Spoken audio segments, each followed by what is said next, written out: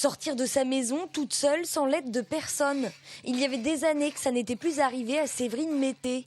Depuis que la dystonie, la maladie neurologique dont elle souffre, l'oblige à se déplacer en fauteuil roulant. Et si c'est possible aujourd'hui, c'est grâce à tout le travail de terrassement qui a été réalisé autour de chez elle. Je peux sortir. Et c'est une sensation de liberté énorme. Donc, ce qu'ils ont fait, franchement, c'est top. Ils, ce sont tous les bénévoles, amis, voisins, qui sont venus aider cette famille, répondant ainsi à l'appel aux dons lancé par Marine, la fille aînée de Séverine. Charlie et son frère Aurélien ont une entreprise de construction. Ils n'ont pas hésité une seconde à venir ici travailler pendant leur congé. C'était normal de venir aider. C'était notre devoir, comme on dit. Dans la maison aussi, il a fallu faire des aménagements. Alors ici, en fait, c'était dans la continuité du mur. Je ne pouvais pas du tout y accéder.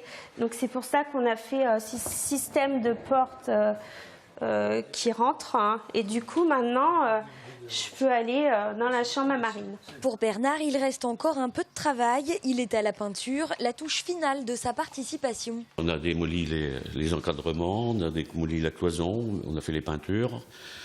Avec le père à Séverine, tous les deux, de bons retraités. Agrandissement des passages de porte, accessibilité de la salle de bain, entre autres. Estimation des travaux, 46 000 €. Sans les dons et l'aide des bénévoles, Séverine n'aurait jamais pu faire tout ça. Tout le monde s'est mis à nous aider quelque part, à amener une petite contribution. Et toutes ces petites choses ont fait que voilà, on a pu en arriver là aujourd'hui. Ça fait du bien parce qu'on est quand même dans un monde où on se rend compte que tout le monde vit chacun pour soi, mais là on se rend vraiment compte que c'est pas vrai. Bon, est-ce que c'est parce qu'on est dans des petites campagnes? Peut-être, je sais pas. Mais en tous les cas, c'est génial, quoi. Si la famille souffle un peu, il reste encore beaucoup à faire. En projet, l'aménagement de la cuisine notamment, où tout est trop haut pour Séverine. Mais pour l'instant, la maman de 3 enfants profite pleinement de cette nouvelle maison, bien plus fonctionnelle, dans laquelle elle peut enfin retrouver un peu d'autonomie.